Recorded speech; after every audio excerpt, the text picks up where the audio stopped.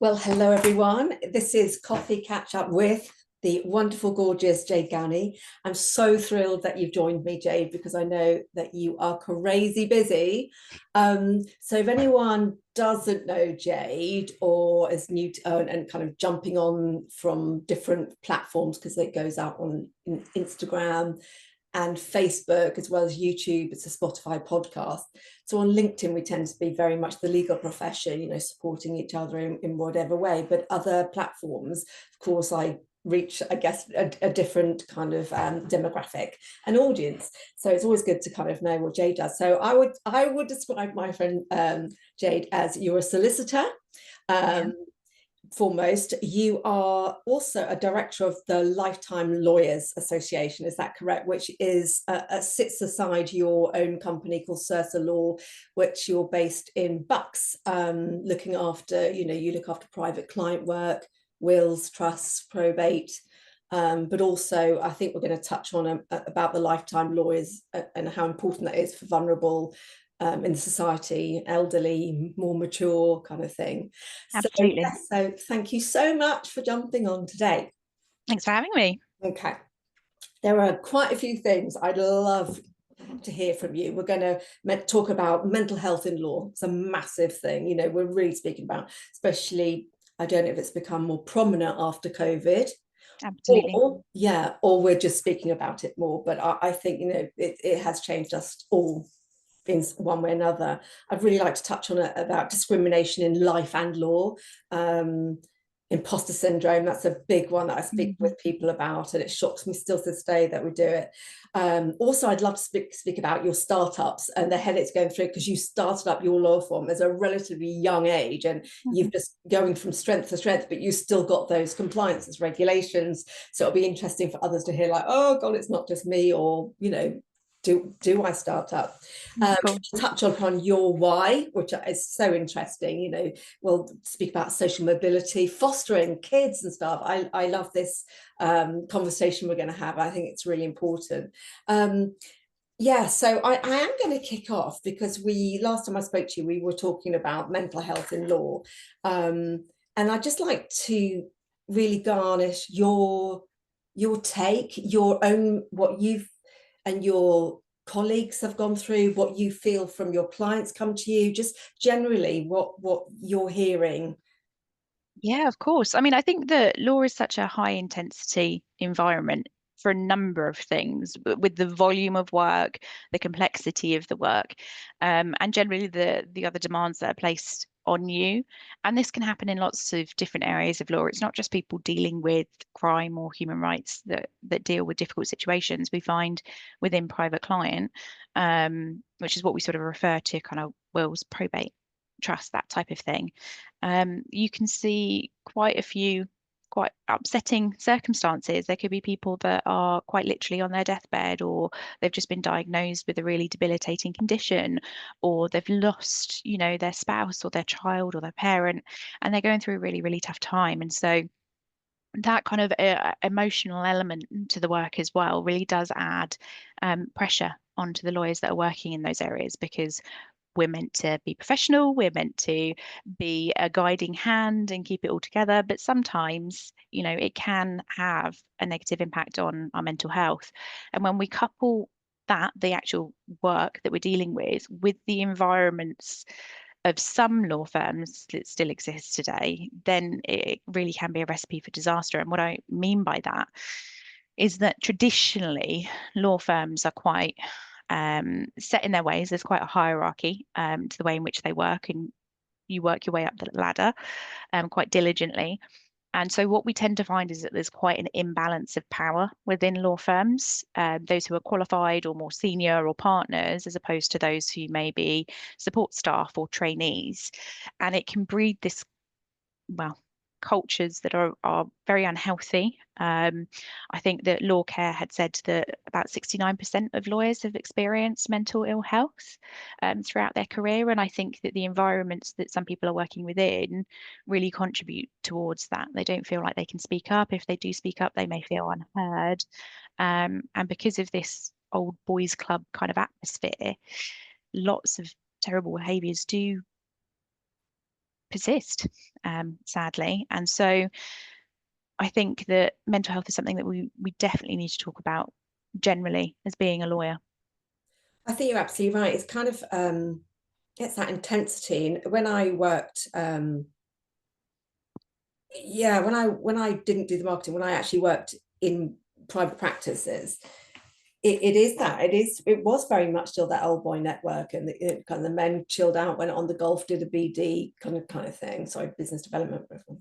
Um, but I mean, I worked predominantly in litigation, so that in itself, either you're the character that can handle arguments and stress, but actually I witnessed around me, especially the newly qualified, just it's really full on. But back to that, I hadn't really thought about it from your what you're seeing with clients going through a really tough time. Do you think it's kind of this vicarious trauma that actually people are now dealing with, and like you said, don't know how to speak up, don't know how to say, I'm scared that I'm going to get bypassed by promotion, or Yep.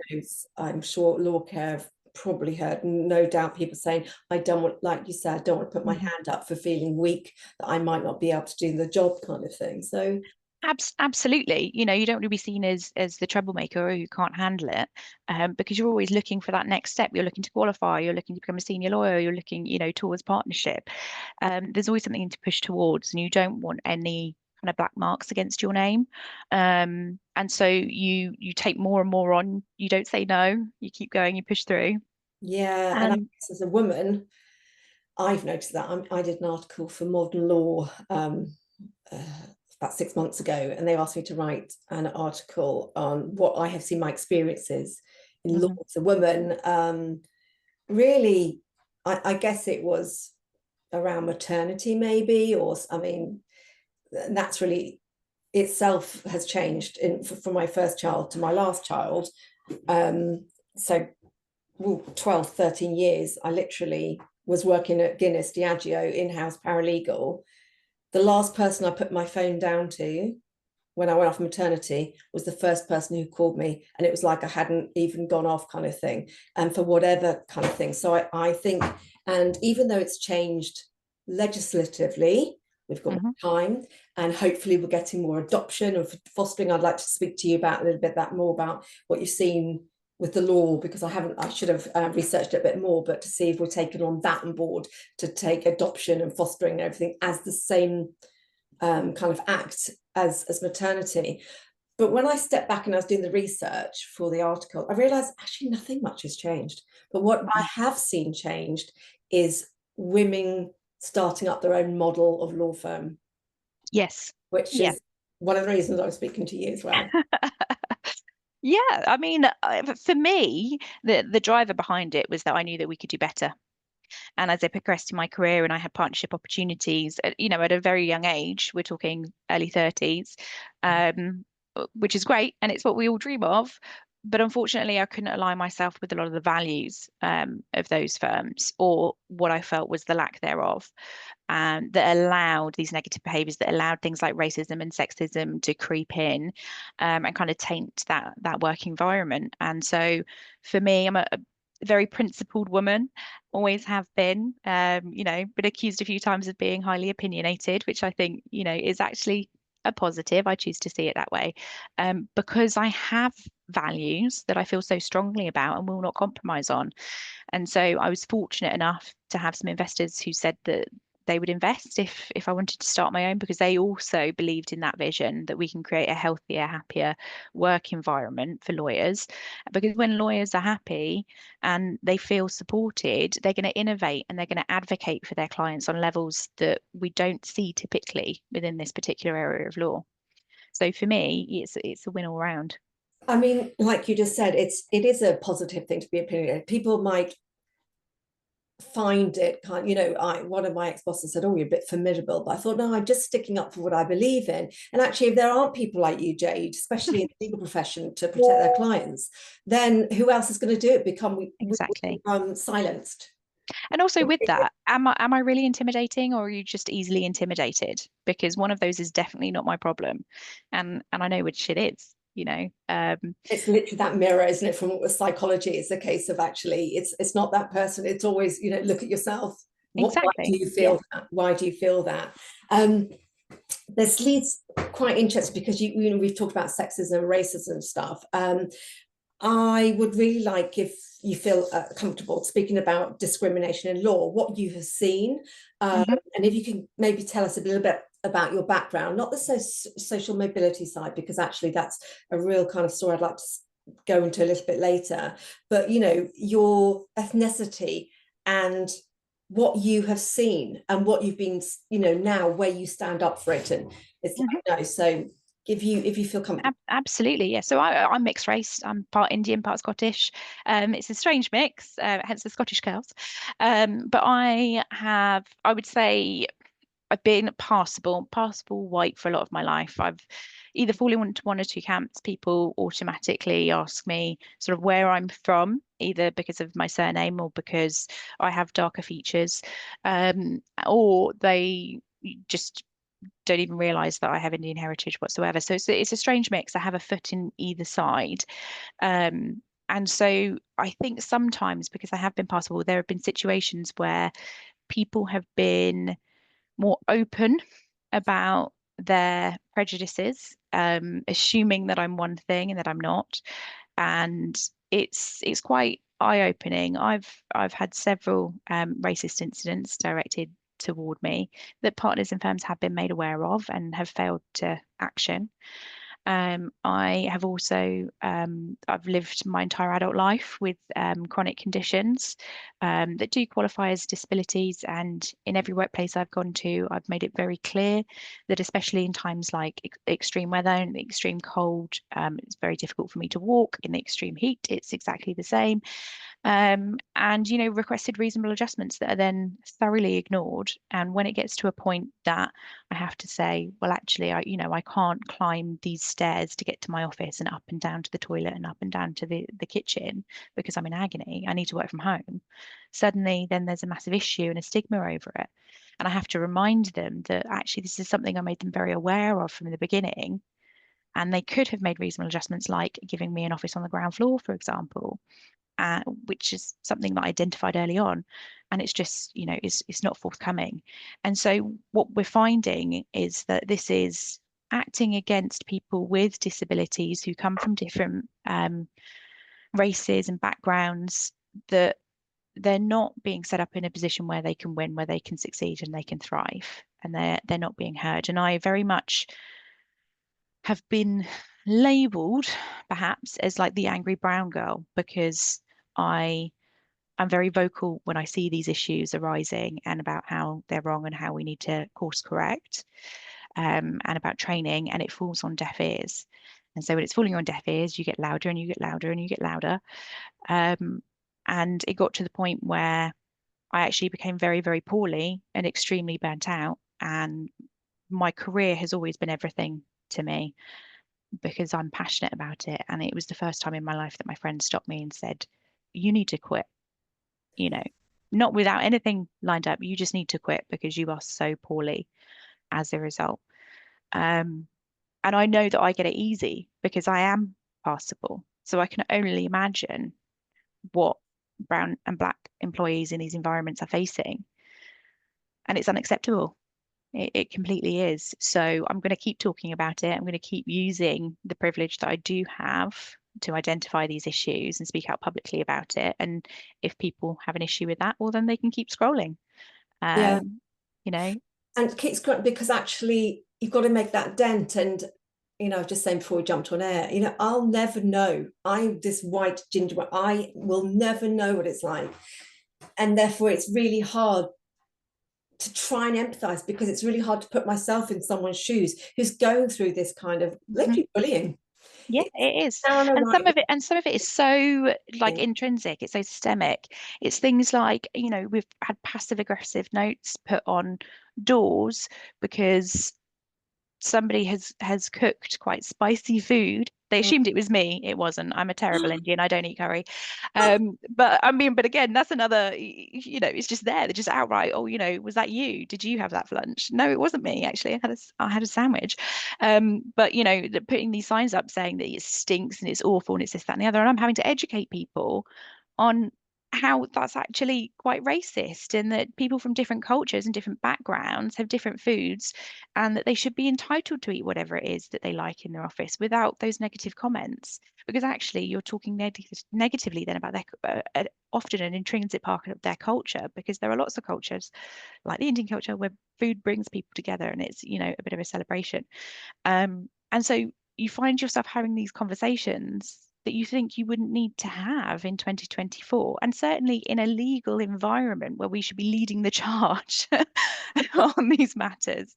Do you think it's because of the legal environment? They think, it's a lot of, not, of course, not all, but a lot of the kind of lawyers, solicitors be like, well, I've got the law to back me up, I know. But I think, yeah, it's a bit like how doctors make the worst patients, right? You totally. know, the amount of lawyers in this area of work that I know that don't write their own wills, for example, is like staggeringly high. So I don't know what it is. I think that this sense of hierarchy and the power imbalance really feeds into these environments, because when we look at it statistically, when we look at the figures that are coming out, from the Law Society and things like that, we know that the majority of senior partners in law firms are pale male stale. That's how it is. We're starting to see a change. There are more women qualifying into law year on year at the moment than there are men, but it's going to take us a while to kind of invert those pyramids and hopefully affect some meaningful change. But at the moment, it continues to be quite this power imbalance. I think it gets back to what we said before, is that fear, it's kind of flip that mirror. What is it about? Why are you so fearful of whatever is frightening you? And it's complete unconscious bias, It is. it's ingrained. But just like you had said, it is tends to be that white male, because they're either coming from, hopefully not so much now with new social mobility, different ways, Silex, different ways to come through, bringing a lot more diverse people who thought maybe 10, 20 years ago, 5 years ago, oh, I could never become a lawyer because I don't fit. But yeah, and I think when you were talking about, it's so interesting about the model that you started. So not only have you had investors believing in you and wanting to do it, you started your own female-led law firm. You've made sure that your offices are on the ground floor for you, for your own staff, for people in wheelchairs, accessibility. So everything you're thinking about that maybe in a law firm, that's just, they're not going to think of those extra things. Can we speak a little bit about being a woman in law as well? Sex. Oh my God. I'll give you an example. First ever. I'd done a legal secretary course, and I had studied law, A-level law, and I'd done accounts and something. And I was very green, but also I was 19, I think 18, 19, got my first, sorry, someone just keeps, so I worked in a criminal solicitors in Slough. So anyone who doesn't really know Slough around here, it's got a magistrate's court. It's not, it's got some beautiful places, but it's also quite poor, And back then it was actually, there was a big estate that I became really good friends, ironically, with a lot of our clients. They weren't very well educated. They just, came from, I guess, very poor families, got into little gangs and stuff. They were little kind of, it was that white young boys actually back then in the 80s. It was very, very poor. Anyway, so I loved this job, and I went to Reading Crown Court, and I was with the police and everything, but it was a very small firm of solicitors, and my boss at that time was, well, I can't tell you. Well, okay, this is one example. I used to walk to the DX, anyone know the document exchange back then kind of thing. I don't even know they had DX still, Jade. And he used to say to my colleague, oh, I wonder what knickers she's wearing this morning. And if he got it right, he'd give me a tenner. Now, I kind of just, I was like, oh, tenner, great. That's some cigarettes and cider, thanks. But when I just thought, oh, actually, I don't feel safe here at all, was when it was just the two of us. And there's other things as well, but I won't say it. But one thing, he just slapped my ass. He just slapped my bum. And it was just so normal. And for him, and I didn't have a contract, you're saying ironically as a law firm, sort of Yeah. no contract, you can't make it up really, kind of thing. And I went off to Israel. I just went off to a kibbutz with a friend, and I gave him the keys and I said, right, here's the brief to council for the next day. So I'd made sure I did everything, made sure the barristers are set up, the police knew everything, whatever. And I just thought, no. And I just gave him the keys and came back. That was my first instance of working law. It's disgusting, isn't it? And it's not an isolated incident. I've No. been sexually harassed at work when I joined a firm, fairly newly qualified. There's a gentleman there that took a keen interest in me, and every opportunity that he would get to touch me or to encroach upon my space, he would. I remember one time we'd gone for drinks as a firm, and I was sat with another colleague, Andy, a friend of mine, and this guy came up and he was like starting rubbing my shoulders and things from the back, like trying to massage them. And I'm, like this, trying to get him off me. And Andy just turned to him, would you get off her? She doesn't want you touching her. What are you doing? Leave her alone. And then, Yes. that progressed to another incident where we were with a group of people at sort of an away day, and our contacts referrers, and this gentleman is boasting about abusing his girlfriend, saying things like he won't let her leave the house unless she's ironed his shirt properly and things like that. And I came into this conversation and I said, you can't say things like that. Do you understand how triggering that could be for people, to hear that? And you shouldn't be treating her that way. And he came to talk to me aside, and I said, the 3 out of 4 women have been sexually assaulted. And when you go around saying things like that, it can be really difficult for women. And he made some other comments and all the rest of it. And I mentioned to him that I am a victim or a survivor of sexual assault. And his response was to tell me in graphic detail not to worry, because if he had sex with me, this is how he would do it. That was Oh, his response in that situation. And when I took that to the partners at the time, the next working day, I'm pulled into a meeting and told I need to apologize to this right. man for overreacting about the Was he a situation. client or a referrer? He was a colleague. Oh, So, and then after that, he wouldn't do any of the work that needed to be done, or if a request came from me, because he dealt with our marketing and various things, it just wouldn't get done whatsoever.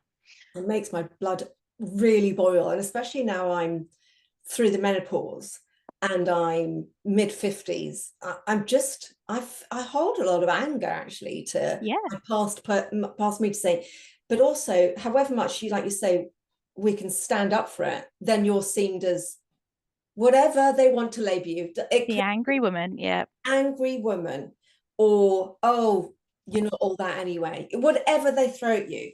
But when you're in a working environment Mhm. and you can't continue that work just because you are Jade and someone's taking and then it literally, I think that conversation we need to, you can tell I'm getting angry already. Absolutely. And then you add things on top of that, like the systemic racism that's involved with the gender pay gap. There's still about a 20% gender pay gap between men and women working in the law. It's How is that acceptable? Well, insane. to me, it isn't. And also, yeah, I guess it's that transparency, isn't it? There's not enough. I've worked in several places where, so, never speak about your salary to the other person because it's, kind of thing. Um, well, why not? I encourage people to talk about Why not? it, you Because, know. we've come with, I understand, of course, there's different levels and you might be holding different things, but actually talk about it and think, okay, well, let's spin that back. Why not? Make it more kind of overall, because then that racism, that Yeah. sexism, that gender and basically that pay gap is more obvious and that people can fight for it. It's just, Not discussing it it only ever benefits the employer, yeah, in that they can continue to pay certain demographics much less than they pay others and save themselves some money. Well, I'm not about that. For me, we can have a profitable company and still behave ethically when it comes to our clients and our employees. So as far as I'm concerned, transparency is a big thing for me. Everybody here, if they wanted to have a conversation about salaries, they could have it right in front of me. I haven't got a problem about that whatsoever, because I want them to know that they're all being treated fairly. And so yeah. for me, I look at the job role and what they're providing, and their salary is based on that, essentially. Yeah. So, all of our trainees will be paid the same, above market as well. All of, and so on and so forth. There are ways to do it. You just have to hold firm and be prepared to pay people what they're worth, Yeah. frankly. It's pure ethics, isn't it? About what it comes down to is fairness. And actually, that's how a beautiful law firm will grow. And before we go off the topic, because I am going to ask you about imposter syndrome in a minute, but I just wanted to quickly finish off what we were just speaking about here, about actually how it is hard, I think, for women. Like you say, if you haven't been able to have the backup, the strength, the courage to start your own law firm, which is no mean feat, but you're stuck in there. I think it's a case of, okay, to say your own culture might be changing, and you might have some really good things. It's the referrers, it's the collaborators, it's the banks, the insurance. If they don't change with the way Mhm. they filter down, then all that business development and that networking, it's really exhausting, because of course ultimately, especially in commercial, corporate, you're up against the other Fighting, professional yeah. services. So actually it's you might be one strand of the arm of the legal and your own culture doing really well, and I really hope that's great, but I think it's the whole professional services as a whole Mhm. that really needs to change. But we'll The see. thing is for me, I see it a bit like being when you have that one friend that says there's no point me voting because I'm just one vote. And then you realize that it's the same all around. I think that if we focus on kind of watering the grass around us, then uh, whether you realize it or not, people are going to look to that and they're going to start watering their own Yeah. grass. And the amount of times that I've been told that Cersei, despite being a really small, little high street firm, the amount of people that have come up to me and said, you don't know how many closed rooms Cersei's being referenced in because you're an example of how to do it right. Wow. Putting mental health first, giving great benefits, that fine balance.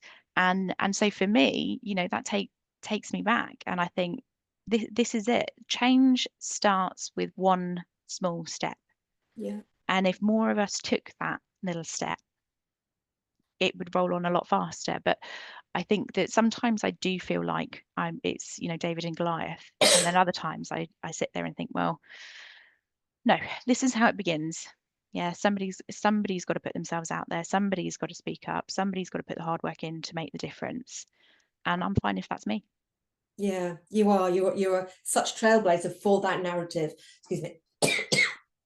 I are. So we'll continue that conversation on and on and on, off grid and continually. So that would be really interesting. Now, it may sound to people that you may have never encountered imposter syndrome. Okay, that last says all.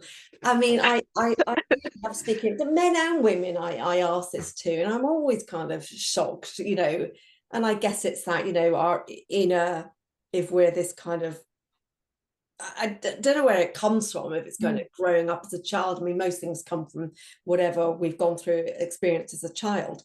But come on then, Jade. Yes. I mean, yeah, I mean, with my background, and I'm sure we'll come on to that a little bit sooner, but I don't come from a place that churns out many lawyers.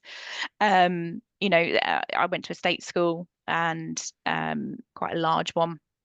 It's more focused on sports than anything else.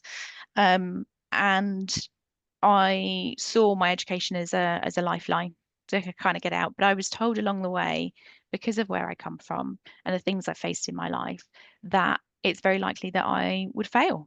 I've been told that by teachers, by previous employers.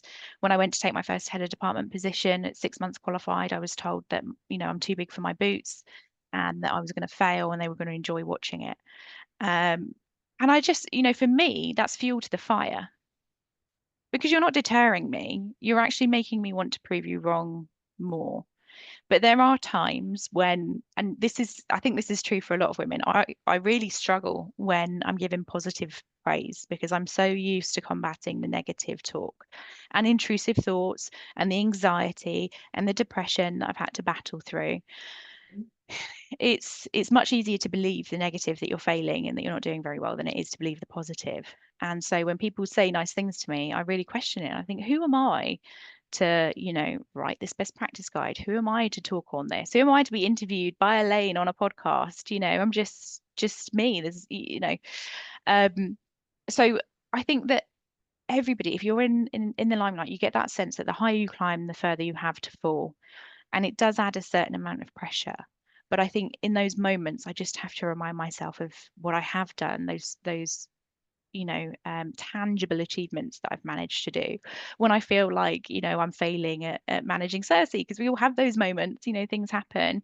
I have to sit there and remind myself that I've kept, 7 employees, like, in their livelihood for the past 2 years, and that we've gone on to do some pretty cool things and we're getting recognition, and you just have to like reinforce the positives as much as your mind tries to feed you the negatives, I think. That's a really lovely way to put it. It's really looking at yourself and just trying to battle any kind of demon that thinks, oh, you're right, I wasn't good enough, kind of thing. Thinking, Mhm. why not me, kind of thing. So I love that. Yeah, I think I've found that it links back to a lot of our trauma. And since starting Cersei, I've been in therapy, and I would highly recommend it to anyone who asks. I have a hell of a lot of trauma. And actually, I'm getting triggered in my career uh, because of these past experiences of me feeling like I'm not enough, or being told that I'm not good enough and I'll never amount to anything. Whether you want to admit it or not, it does chip away at something. And so for me, therapy has been a great lifeline, because I've come to understand my triggers and why I feel certain ways. And it means that I'm dealing with my imposter syndrome much better than I ever have in my career. So if you're struggling with that, I would highly recommend that you start speaking to somebody. Yeah, that's really inspirational. And I hear so many people say, you know what, therapy is really great. It's not a sign of weakness. It's actually just bringing out the better for you, being Yeah. like the law. Um, can we go on to social mobility now? We kind of touched on, actually, you say you've gone through a state school, so it's not that classic. I've gone to this and I've gone to a grammar or I've private, and then Hmm. that's what I will do. I will go to law. So you've touched on us slightly about your upbringing, but actually, if you can explain more to give Yeah. also people who are thinking, oh, I could never be Jade. I can never be Jade. Like, maybe not Jade per se, but other, there are so many different pathways now to law, but to give your own experience would be so powerful if you feel Yeah. comfortable. I mean, we come from a very low income family. There were times when my dad got work, and we were quite comfortable, but there were also times where we lost our homes multiple times. We had bailiffs come round, knocking on the door and having to hide from them, and being homeless, being poor, that kind of thing. So it's it, you see another side of humanity when you're there, and you learn that poverty breeds poverty, and breaking these cycles is incredibly difficult. And for me, I knew that I could possibly break that cycle if I continued with my education and I became a lawyer like I wanted to become. So I clung on to that as a lifeline out of that kind of life where, there is a lot of crime, Yeah. a lot of substance abuse, um, and which impacted, my entire life essentially. And I grew up on council estates, and there isn't a lot of support, at all for people like that. And I I really struggled at times with that, because you can't get a tutor if you're struggling. You can't afford to do that. Sometimes there were times when, I was at kind of degree level, that I had to debate about feeding myself or putting fuel in my car so I could get to classes or get to work. Decisions like that young people shouldn't have to make. And then when you come to work in law, it's quite a stark comparison, because generally speaking, it's all middle class or above that are studying in law. And, when you come in on a Monday and they're asking, what did you get up to that weekend? And you're talking about, the drug raid that happened down the road. And they had afternoon tea with their aunts, or, whatever it is. There, there is such a difference in those worlds. But I think that we need more people from backgrounds like my own, because there is a level of connectivity, there's a level of empathy that we have for people going through these really tough times with very unusual family dynamics, that others just generally don't have. Um, and so I think it is incredibly important that we have people. And also, I have found personally, I have had, junior lawyers are really important to me. So I do loads of work experience and loads of placements and things like that. And over the years, I have to say consistently, the students that have come to me from a lower income background who may have had to have worked second jobs or, you know, supported the family in other ways, they generally really excel in this kind of environment. You know, their common sense is spot on. They're super efficient. They use their, intuition, and they get things done. Whereas, and it's not always, but whereas on the larger scale, those that have had more privileged kind of upbringings tend not to do quite so well. They don't take the initiative themselves and drive things forward. There's often not much common sense, in using a printer or making a cup of coffee or Someone else will do it. yeah, exactly. So I think that firms that are not looking to diversify sort of from a socio-economic background are actually missing out on a huge amount. They may not talk like they have a silver spoon in their mouth, but they know how to work hard. They know how to graft. Yeah, oh, totally. I've been watching Industry lately.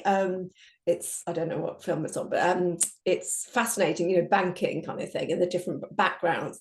And it does kind of remind me of that. And there's a guy called Gary Stevenson, I think his name is, and at 21 or 22, he was the highest achieving bank, just millions for the bank. And he was talking about, he came in from Ilford, and he said, yeah, it was like real East London rather than Essex kind of thing, and they had really nothing, really diverse friends and everything, but he was just, his brain is just, so I think he put himself through Oxford, but it was fascinating. If you listen to him, he's Mhm. got that other, like you said, that intuition, that grounded, that can, see things. So I think, do you also think when it comes to socio kind of path and economics, and the viability of a really healthy culture in a law firm, that actually maybe it's better for, so of course I always think of Circe and you and your wonderful team.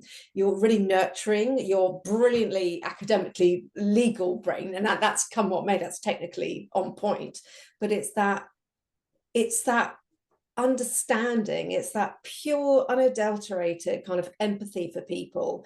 But I guess, would you say, actually, if you're a corporate law or high up in media, then it doesn't really matter, because actually you think, I'll just be white male instead or whatever, because you're just driven. But I think there's some areas of law that you really need that different, just the normal people, on the ground. Absolutely, absolutely. And my clients always comment on how we make complex situations and legal principles seem really straightforward because we talk to them like a human being and not like we're reeling off a textbook, a dense, heavy legal textbook, because we know what their main concern is and what they want to be reassured on, and that's what we focus on. So I think it is important. I do think that it is important across all areas that you have that diversity because any community that we're serving, whatever area of law, is diverse. It has people from different kinds of, financial backgrounds, from different races, from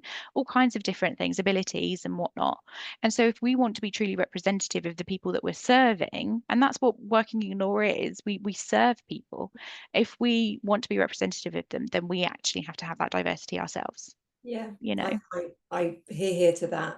And let's see the next kind of decade. Actually, it'll be really interesting decade and beyond, with these other kind of pathways, apprenticeships, of which you offer, which I think is amazing. I've met some of the team, just working so hard and being really guided by you, really ethically, but also, getting the best out of these people.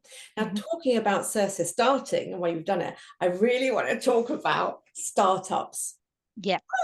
because law knows the Solicitors Regulation Authority, if you kind of do this service work in areas, they are getting more and more powers to fine, and the compliances, the AML, the cybersecurity, It's never ending. it's Yeah, never ending. So it I is think never ending. that would be your biggest headache by far, I would imagine, as a law firm Absolutely. owner. Yeah, I mean, it keeps me up at night sometimes, you know, running a regulated business, running any business is no joke, but a regulated one as well, Yeah. just adds those additional pressures as you're aware.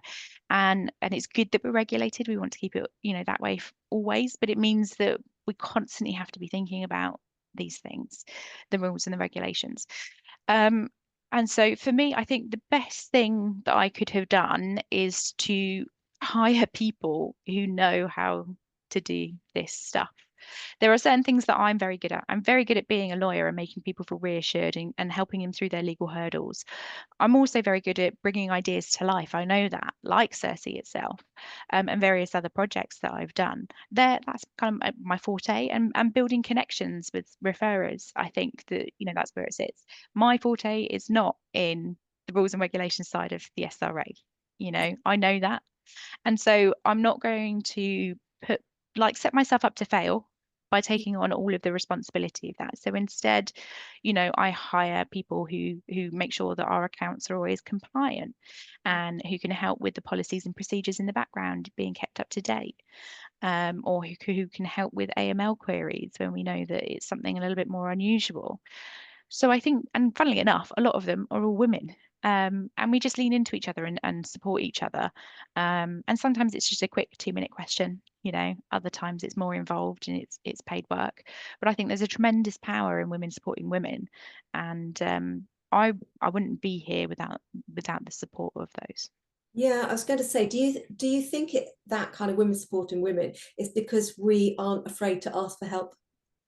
I think so, yeah, because I don't think that we see asking for help as any kind of weakness or admitting where we are lacking as any kind of weakness. Like me just saying, that's not my forte, that's not my strong suit, because we can't be all things to all people all the time. We just know that, We you just know? can't. Stick to your And lane, know what you're good at. And I think yeah. how wonderful to, start a small law firm, knowing that it's really scary. And I think, I'm sure a lot of people have said to you, oh my gosh, it's, can I do it kind of thing. But I think having that belief in yourself, but having the structure around you to help, because it can be complicated. And we know, I mean, having worked at the IFM, I know cash flow is always a Hmm. biggie. And I think some people, when they get thinking about, when I've done it kind of in communications or marketing, people are like, right, I just want, the profit, the profit. But I'm like, what's your actual cash flow now? Where's this low fruit? So actually, we mentioned banks earlier on, that kind Hmm. of, golfing with a banker or the drinks down in wherever. Having honestly, God, having really good bank to back you up, but being again transparent, because Hmm. there's no point selling a new law firm the world when they've got no customer service to kind of. Exactly. And the thing is that you don't know what you don't know. And so for me, you know, we had a real issue. We moved banks in the end. The bank that we were getting, the interest rate was about, you know, a third of what we're getting now. But coming from a very poor background, like financial literacy, even though I can advise you about inheritance tax and various other things, but that day-to-day financial literacy is not something that's ever kind of been taught to me. And so it's fairly foreign. And for me, I was fortunate enough to have some great mentors around me who were really interested in Cersei succeeding. And they're the ones that are saying to me, did you know this? You know, have you tried that? Yeah, Because I've yeah, never been in this situation before. I've never run a business. I've never run a regulated business. I've never been in charge of, you know, client accounts and things like that. So it is all a bit foreign, and having a good mentor can really mean all the difference and get you thinking kind of outside the box. But I would say that anybody thinking about doing it, they absolutely should. It's equally like the best and worst thing I think that I've done, depending on the day and what's occurred. Overridingly, the best, you know, and I think in the long term, because they say that the first 2 years of business are the hardest. We've certainly felt that. And you mentioned cash flow with probate delays at the moment taking upwards of 6 months. You know, that was a real issue for us. It's something I didn't anticipate or really appreciate enough in the beginning, yeah. and it put additional pressures on us. So I would say if you're thinking of doing it, absolutely do, but be prepared to not make any money in those first 2 years. And don't feel like you're failing, because if you ask any entrepreneur, they will tell you that those first 2 years are brutal. And if you come out of it, you know, breaking even or making a small profit, then you've done really, really well. So you've got to think long term. Yes, Absolutely. I think that's so So important for people to hear. I remember my first, when I started Pickle Ginger Agency, and it just went crazy wild without me even realizing. But my first person I got on board to back me up, or not on board, was my accountant, because that's not my thing, you know. Yeah. And I felt a little bit embarrassed, like the first year or something. I just thought, God, I'm actually owing people because of, you know, software. And she looked at me like, yeah, of course. Like, Like that. I because I just think, oh, but it must flourish and fly. And of course, just like you said, 2 years, three, and then, you know, it just kind of, because that word. But I think it's, don't be embarrassed. You just know that that's what's going to happen. Hmm. You get investment, great kind of thing, but it's Yeah. having the mentors Yeah. and having that belief, and just to really do your research. And Um, the thing is like also run reports, look at your statistics, try to change the way you're focusing on it. Because if you're just looking at the pound figure, then it's really easy to berate yourself. And when I look at it, we're stable now, we're breaking even, we're a couple of months we make a nice little profit, and it's going to hopefully keep it increasing. And I think, that's not great. But when I look at it statistically, our cases have increased, our probate cases have increased 300% on our first year, wow. which is massive, you know. And so looking at figures like that to see how far you've come Yeah. and the difference, because this time next year, I know, because of those statistics now and how long probate matters can take, I know that this time next year I'll be sat here pleased as punch, because Yeah. we'll be turning over a lovely profit as a business. But that first year we made a substantial loss, Yeah. it's And that is normal. I yeah, think it's exactly. normal, but it's going into it completely eyes wide open, having that mentor, having that, don't give up, because actually you're on the right path, assuming you've got the right clients, you've got, you know, kind of thing. um I would love, we're going to flip it now a little bit, because I realize, gosh, the time's just Oh, goodness, flying. I yeah. love chatting with you. What it's I'd love to speak about your why, just generally you as your why, but also I really love to speak about what you're doing with fostering kids, because it makes my heart sore, because people might see you on LinkedIn because you're such an amazing influencer. You're winning awards, and people often might think, oh my God, I could never be that. But actually, you're just being you, you're just working really hard, and you've got this other life, because we all have another life away from the office, fostering kids. And I really want to hear about that, if that's okay. Absolutely. Yeah. So, I mean, my why is always to help people. I have this thing where I have suffered a lot in my life, but if from that suffering I can create something positive, then I feel like it was all worthwhile. It was all worth it, and I would do it all over again. And so in work, that comes through early in my career. It's helping clients. Now in the position that I'm in, I'm able to help not just clients, but my employees as well, and other people in the industry. And so in my personal life, I since I was 18, I tutored kids in GCSE and A-level English literature and language. It's something that I just very good at. And so since then, yeah, been tutoring them kind of in my spare time. Um, and I had my last student in May. She did very well, bless her. I've been saying for about a decade that I'm going to get rid of the kids that I tutor, but there's always a younger sibling or something that comes through, and I'm terrible at saying no.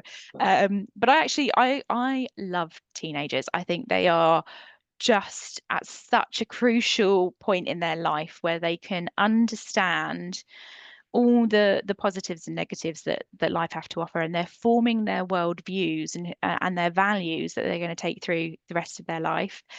And I just find that I'm in awe of them sometimes. And especially now, I have so much hope for future generations, like millennial women raising boys and girls, the girls not to take any crap whatsoever, and boys to understand the struggles of women. I'm so here for what the future holds on that front.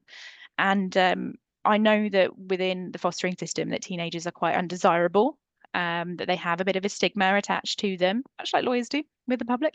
And for me, I want to help where I can. And so I've started the process of fostering. It's probably going to take about 6 to 8 months before I have a child come and stay with me. But I've had my home visit with social services, and the application's going through, and they're doing all my references and things right now. So it's I'm fortunate enough now that I have the space to be able to do it. And I have the flexibility with my work now. I can work from home if I need to, or, be there for the teenagers. Um, so yeah, I'm just really excited about it.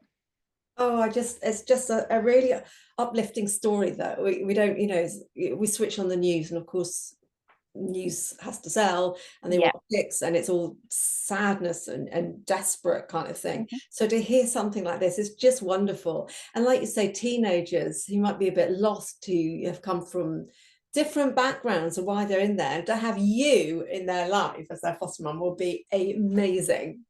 I mean, I have people that say to me, what if they're troubled? What if they're this? And I just say, well, at any point during my life, I could have been taken into care, whether it be because of, the poverty. I come from quite an abusive household where, there is addiction, and I was sexually abused as a young teenager by a neighbor, between the ages of 11 and 14. So if anybody actually looked closely at what was happening with me, I could have easily been taken into care. It doesn't mean that I'm a delinquent. It doesn't mean that I didn't care about my studies or my future, whatever it was. And I could have really just done with somebody being in my corner unconditionally, rooting for me.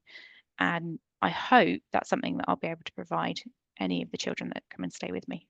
Yeah, totally beautiful. And I think that's just kind of that stigma, isn't it? Oh, they must be on drugs, or they must be so bad. But actually, the majority of them, they're vulnerable because they're in a Absolutely. situation where at home or whatever it is, it's not a viable option for them. So I think that's such a lovely story. So I'm really glad you touched on that.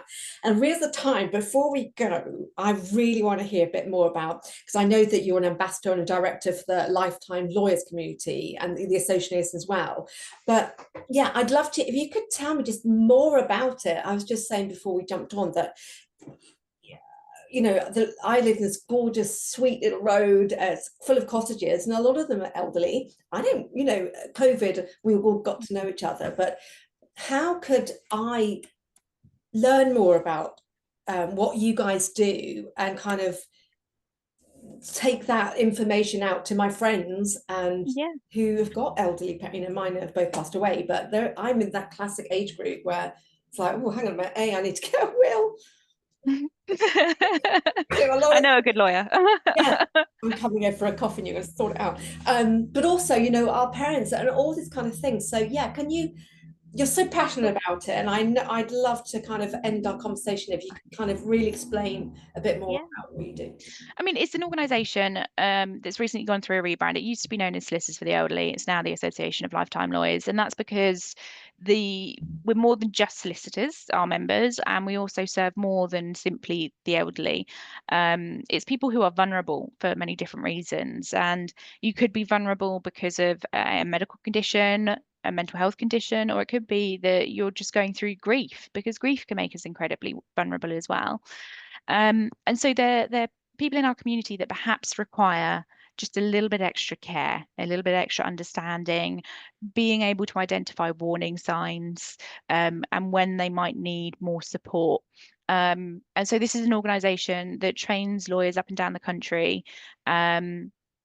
In technical areas, when it comes to contentious probate or care fee funding, all kinds of things. But it also really focuses on what we call those soft skills, in what it is to really be an excellent lawyer, not just academically, but to demonstrate to people who are more vulnerable that you're a pair of safe hands. Um, and so I feel very passionate about it. I think education is so important. There's always something more to learn, and it helps us better assist the most vulnerable people in our community. And that for me gives me a great sense of job satisfaction, knowing that I can do a really good job for them. Yeah, Um, and sometimes it's things that we don't even realize. I was at one of the training sessions, and we had somebody there who said that elderly people, they tend to drink less because as we grow older, our instinct to drink just dramatically decreases naturally. And if you're not hydrated enough, it can actually mimic symptoms of not having mental capacity, of being confused. So it's simple things like making sure that older clients always have a drink available to them, and you encourage them to have some of that water or have a tea or whatever it might be, to just make sure that you have the best possible outcomes from your meetings. That's so interesting. So it's really filtering that reminder and the conversation, and how do firms sign up for it, and how, are sole practitioners, they join it, and Yeah. So, I mean, there's different stages of membership depending on kind of what qualifications you have in your role. To become a fully accredited member, you have to pass two different tests, exams essentially, that are multiple choice and you can do online. But all the information about joining can be found on the Lifetime Lawyers website. Your membership fee covers all of your monthly training that they put on with some amazing speakers. And it's just a great community. You get access to a forum, which is really non-judgmental. You could be having a really silly moment and ask a really simple question, and there's never any judgment. You're guided in the right direction. And I think that a lot of our members find that that forum is one of the best benefits that we offer. And we will be looking at, increasing and expanding upon the benefits of membership as well, as we start to plan our strategy for the next year. that's incredible. I'll link back into the, all the platforms this is going out on. But I just think it's such a wonderful community to be had, because it's really important Mm-hmm. to be, to have that right conversation, to understand, like you said, the water thing just makes so much sense. I'm talking about my mother-in-law, but yeah, Yeah. so it's lovely. So we're drawing to a close now. Can you believe an hour's really up? Could just sit and talk to you for ages. So I just want to say thank you so very much for your time. I'm really Thank you for having grateful, me. and I'll be in soon to swap. I'll hold you to it. I'll hold you to it. Oh, I will. So listen, thank you so much. I'm going to stop record now, and then I will send you all the links. But thank you so much. Perfect. Really appreciate your Thanks, time. Elaine. Yeah, no problem.